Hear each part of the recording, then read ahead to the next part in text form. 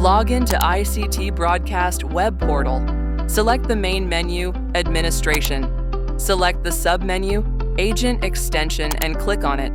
Click on the New Extension button. Page open. Enter the required information in the desired fields. Extension. Enter agent name. Select Forward to as External Call Center. Write agent number and IP/hostname of provider.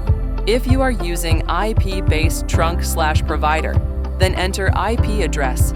Otherwise, add domain name of company of which you are using provider. Protocol, set the protocol as SIP, because for voice calls, SIP provider will be used. Enter the username and password of your provider.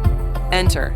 Extension phone number will be the number of external agent on which call will be transferred when recipient transfer the call.